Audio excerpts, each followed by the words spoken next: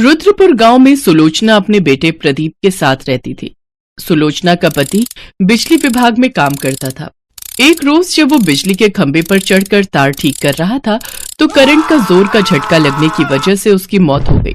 वो अपने पीछे 12 साल के मासूम प्रदीप और पत्नी सुलोचना को छोड़ गया। पति की मौत के बाद सुलोचना ने जैसे तैसे करके घर का गुजारा चलाया। देखते ही देखते कुछ साल बीत गए और अब प्रदीप 20 साल का हो गया। एक रोज उसका एक दोस्त शहर से वापस गांव आता है तो वो प्रदीप से कहता है, प्रदीप अगर तू चाहे तो मैं तुझे अपने साथ शहर में काम पर लगा सकता हूँ। बोल क्या बोलता है, चलेगा मेरे साथ? मुझे इस बारे में माँ से बात करनी पड़ेगी यार। शाम को प्रदीप अपनी माँ से इस बारे में बात करता है। नहीं बेटा, तू शहर मत जा। जो शहर जाता है फिर वो लौटकर गांव नहीं आता। मैं और तू यहीं गांव में रहकर कुछ काम कर लेंगे। शहर में न जाने तुझे किस हाल में रहना पड़े। माँ, तुम तो यूं ही बेकार चिंता करती हो। अगर मुझे वहां कोई परेशानी होगी तो मैं तुरंत गांव वापस आ जाऊंगा। मेरा कहा तो तूने मानना नहीं।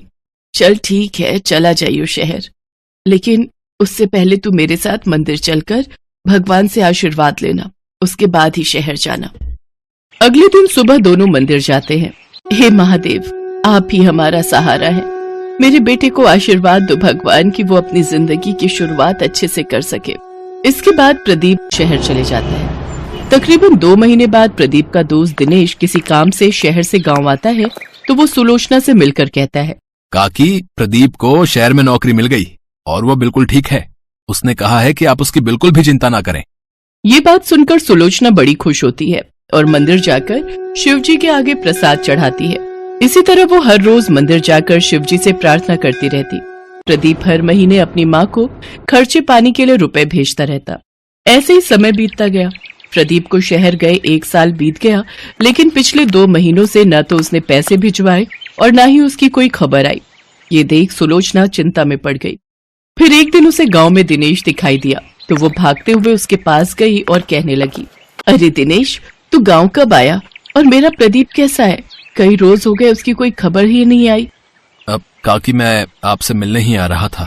प्रदीप इन दिनों बहुत परेशान है। उसकी नौकरी चली गई है। फिर उसने खुद का काम शुरू करने की सोची, जिसके लिए उसने कर्ज उठाया, लेकिन अब कर्ज न चुका पाने की वजह से वो लोग उसे जाने नहीं दे रहे हैं। ये बात सुनकर सुलोचना के होश उड़ जाते हैं और वो दिनेश के साथ शहर चली जाती है। अरे माँ, तुम्हें यहाँ आने की क्या जरूरत थी? ये लोग तुम्हें भी पकड़ लेंगे। तू परेशान मत हो, मैंने कुछ पैसे बचा कर रखे हैं। इन लोगों को वो पैसे देकर कुछ दिन की मोहलत मांग लेंगे। फिर वो प्रदीप के साथ उस लाला के पास जाती है जिससे उसने पैसे उधार लिए थे। साहब, हमें कुछ दिनों की मोहलत और दे दीजिए। ये लड़का मेरा पैसा खाकर यहाँ से भागने की कोशिश कर रहा था और अब तू आई है यहाँ इसे ले जाने के लिए। पहले मेरे पैसे दे, तभी मैं इसे छोड़ूंगा। अभी तो मेरे पास ये कुछ पैसे ही हैं, आप इन्हें रख लीजिए। कुछ दिनों में मैं आपके सारे पैसे लौटा दूंगी। ठीक है, मैं तुम्हें 30 दिन की मोहलत देता हूँ।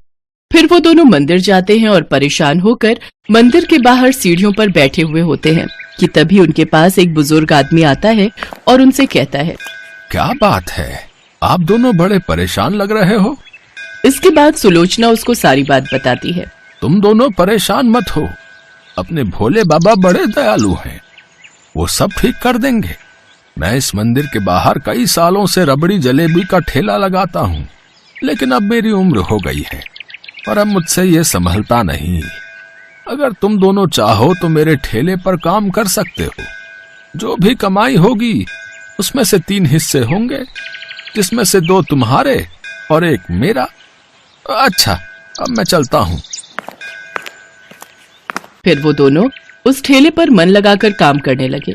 सुलोचना के हाथ की रबड़ी जलेबी लोगों को बड़ी पसंद आई।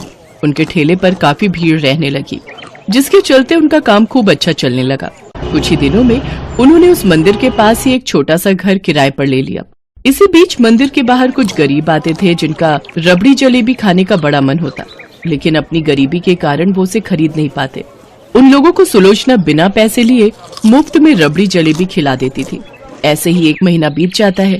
तभी उस ठेले का मालिक, वो बुजुर्ग आदमी, उनके पास आता है और कहता है, अरे भाई, हमें और हमारी पत्नी को भी तो रबड़ी जलेबी खिलाओ। हाँ, अभी लीजिए। प्रदीप बुजुर्ग आदमी और महिला को रबड़ी जलेबी देता है, जिसे खाकर उस बुजुर्ग औरत ने कहा, अरे वाह, ये तो बहुत स्वादिष्ट है। तुम दोनों तो सचमुच बहुत ही लाजवाब रबड़ी जलेबी बनाते हो। बहुत बहुत शुक्रिया। आपके कारण ही आज हम शहर में रहकर इतनी अच्छी कमाई कर पा रहे हैं। शिव जी की कृपा से हमारा काम बहुत ही अच्छा चल रहा है। रुकिए, मैं अभी आपको आपका हिस्सा देती हूँ जिसे मैंने अलग करके रख लिया है। लेकिन हमें तो हमारा हिस्सा पहले ही मिल चुका है। लेकिन वो कैसे? तुम दोनों जो गरीबों को मुफ्त में रबड़ी जलेबी खिलाते हो, असल में वही हमारा हिस्सा है। बाबा, आपको बिना बताए हमने ऐसा किया, इसके लिए हमें माफ कर दीजिए। तुम हमेशा ऐसे ही जरूरतमंद गरीबों की मदद करते रहना। मैं समझूंगा कि मुझे मेरा हिस्सा मिल गया। तभी वो बुजुर्ग आदमी और औरत शिव पार्वती के रूप में प्रकट हो गए। मैं अपने सच्चे भक्तों का साथ कभी नहीं छोड़ता। तुम दोनों की मेहनत और ईमानदारी से मैं बहुत प्रसन्न हूँ। मेरा आशीर्वाद सदा तुम लोगों के साथ रहेगा। भोले बाबा, माता, आप दोनों के दर्शन पाकर तो हमारा जीवन धन्य हो गया। तुम दोनों जब भी किसी को मुसीबत में देखो तो उसकी सहायता जरूर करना। इतना कहते ही शिव पार्वती अंतर्ध्यान हो गए। उसके बाद से उन दोनों का काम बहुत अच्छा चलने लगा। उन्होंने लाला का सारा कर्जा भी लौटा दिया। साथ ही उन्होंने खुद की एक बड़ी रबड़ी जलेबी की दुकान खोल ली और एक बड़ा सा घर ले लिया। भगवान शिव पार्वती की कृपा से उनका जीवन खुशियों से भर गया।